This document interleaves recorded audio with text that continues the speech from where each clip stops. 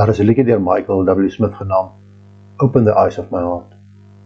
Die nog nie na hierdie liedjie geluister het, wil ek jou aanraai om te doen. Die lirieke begin met die volgende woorde: Open the eyes of my heart, Lord. Open the eyes of my heart. I want to see you. I want to see you. My vraag aan jou vandag is, hoe sien en hoe ervaar jy die Here in jou lewe? Is jou ervaring en die manier waarop jy die Here sien gebaseer op tweedehandse informasie? Informasie of inligting en ervarings wat ander mense soos vriende, pastore, predikante en of familie met jou deel? Of staan jy in 'n lewende verhouding met die Here? Ervaar jy sy teenwoordigheid en salwing in jou eie lewe?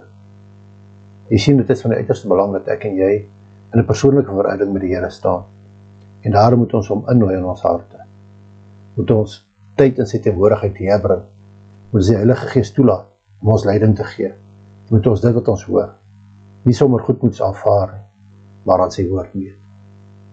Maak hierdie lied, Open the Eyes of My Heart, jou eie, en laat die Here in nederigheid en deur geloof toe om jou te verander, in jou te werk en met jou te praat, deur die werking van die Heilige Gees.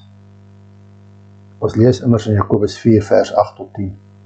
Nader tot God, en hy sal tot julle nader. Was julle hande sondaars, en reinig julle harte heiligelaars.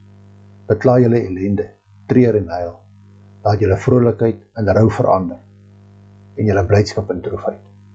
Onderwerp julle in nederigheid voor die Here, en hy sal julle verhoog.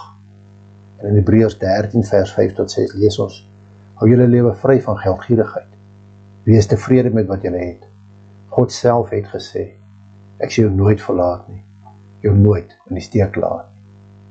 Daarom kan ons met vertroue sê, die Here is my helper, ek ken geen vrees nie. Wat kan 'n mens aan my doen? En vers 8, Jesus Christus is gister en vandag dieselfde en tot in ewigheid. Dan wil ek afsluit met Micha 6 vers 8. Mens, die Here het jou bekend gemaak wat goed is. Hy vra van jou dat jy reg sal laat geskied, dat jy liefde en trou sal bewys, dat jy bedagsaam sal lewe voor hom.